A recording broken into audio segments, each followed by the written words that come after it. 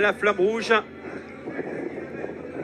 On tente de remonter sur la gauche et la droite de la chaussée. Nous voyons également l'équipe Saint-Michel-Aubert aux avant-postes. Voilà, on sort de Pronville. On va rentrer dans Quéant dans quelques instants. La flamme rouge et ensuite les caméras fixes pour avoir l'arrivée. Oh, le peloton coupé en deux. Elles ne sont plus qu'une trentaine à pouvoir jouer la victoire. Mais quel numéro de Victoire Berthaud, la championne de France, donc en personne, la flamme rouge.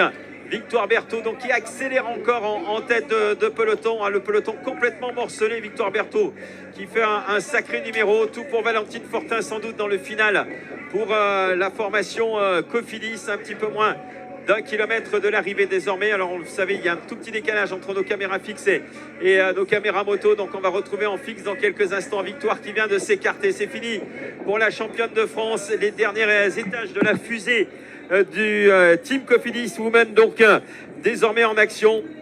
Valentine Fortin, donc idéalement placée pour venir chercher la victoire aujourd'hui à Quéant sur cette deuxième édition d'à travers les Hauts-de-France, les derniers hectomètres. Le peloton, bien entendu, désormais à vive allure. Le final de cette épreuve dans quelques instants. On va retrouver en caméra fixe les jeunes filles et très facilement donc la victoire de la formation Cofidis et Valentine Fortin qui s'est imposée et qui a surpris tout le monde.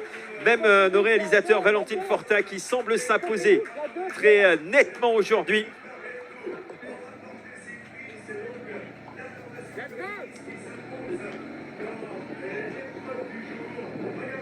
Ah oui, Victoire Berthaud qui a bien entendu lève le bras au passage sur la ligne.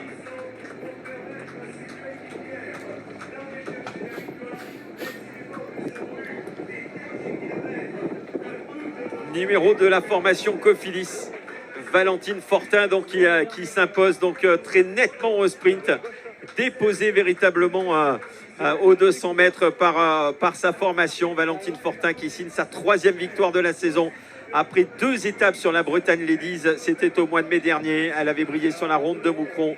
Valentine donc qui a fait parler sa pointe de vitesse. 3 victoires pour cette saison 2023. Elle qui n'avait pas levé les bras la saison dernière, qui avait eu 2 succès en 2021. Oui, très nettement. Donc elle s'impose au terme donc de l'épreuve.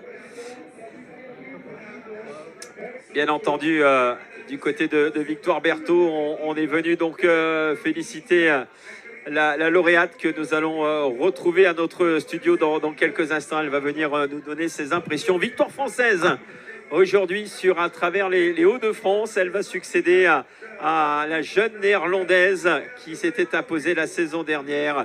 Micha Brenvolt avait gagné donc l'année dernière. Et bien c'est Valentine Fortin qui s'impose aujourd'hui et que nous allons retrouver dans quelques instants, le temps que nos assistants la récupèrent et nous l'amènent au podium.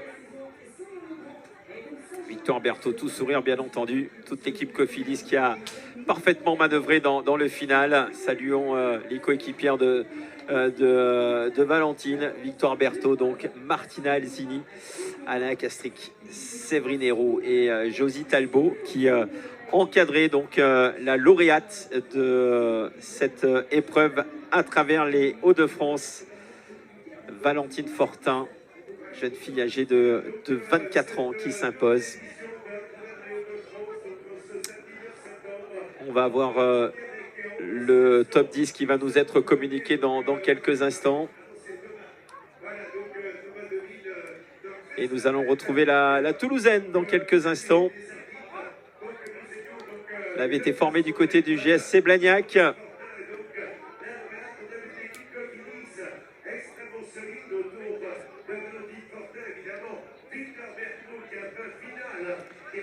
Nous parlions tout à l'heure de la Mirabel Classique qui sera la finale de la Coupe de France. Eh bien, Valentine s'était imposée il y a 3 ans. C'était en 2020, me semble-t-il, si je ne dis pas de bêtises.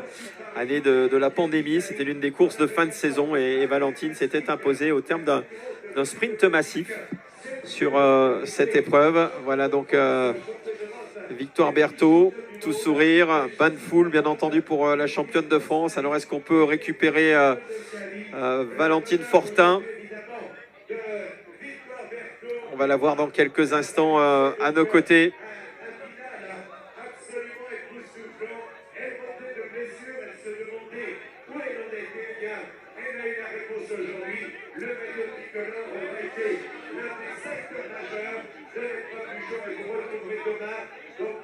Voilà les vues sur la ligne d'arrivée. Nous attendons donc Valentine Fortin à notre micro pour terminer cette retransmission. Voilà la lauréate. Mon équipe, on change de casque. Allez. Bonjour Valentine, félicitations. Merci. Déposée sur un plateau par une championne de France, c'est le sprint idéal pour vous? Oui, complètement. Je ne pouvais pas être mieux emmenée que ça, sincèrement. C'était le plan. Les filles l'ont respecté à la perfection. Elles ont travaillé toute la journée. Victoire a fait un boulot de dingue parce qu'elle rentre sur l'échappée et en plus de ça, après, elle arrive à m'emmener. Elle me fait de 2 à 1 km de l'arrivée, elle me fait tout ce lead-up. Même à 3, je crois qu'elle prend les commandes du peloton. Ça allait encore. Elle a fait un travail de fou. Après, voilà, avec Josie et Martina, j'oublie pas Séverine et Alana qui sont allés chercher les bidons toute la journée à la voiture parce qu'il faisait très chaud, donc on avait besoin de beaucoup d'eau, de glace, tout ça. Donc voilà, c'est vraiment une victoire collective. Certes, c'est mon nom qui est écrit au palmarès, mais je pense qu'on pourrait rajouter sur la même ligne tous ceux de mes coéquipières.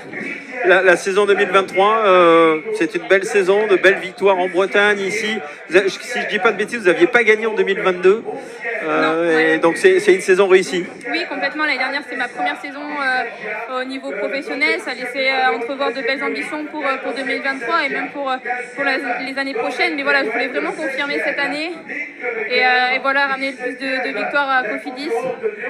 J'ai signé 2 ans encore là-bas jusqu'à 2025. Donc voilà, 2023, c'est, j'espère, qu'une étape dans ma carrière. Voilà, des classes 1, des classes 2, j'arrive maintenant à y gagner.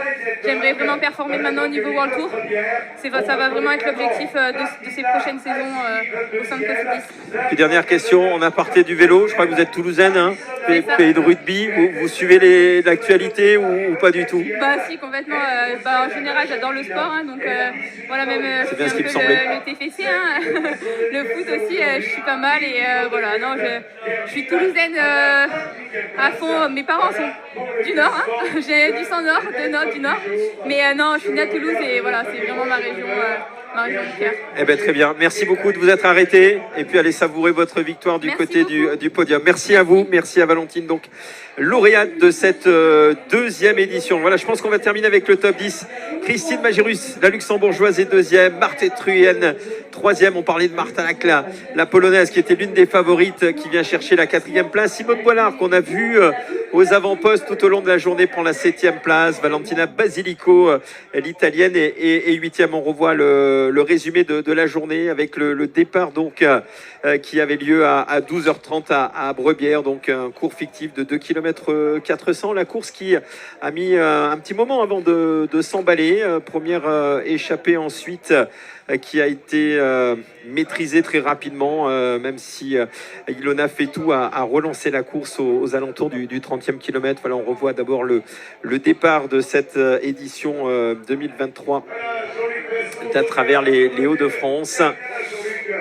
On vous rappelle que vous pourrez voir et revoir, bien entendu, cette épreuve sur notre chaîne YouTube. On rappelle totalement gratuitement les premières attaques en début de journée. Et puis ensuite, donc, cette première échappée qui va prendre corps sous l'impulsion du groupe Abadi. Et Ilona Fetou qui va être la première à tenter sa chance. En tout cas, première à faire le break avec le peloton principal, les différents sprints intermédiaires qui ont été âprement disputés également. On fera le point sur les classements intermédiaires que vous retrouverez bien entendu sur le site de l'organisation.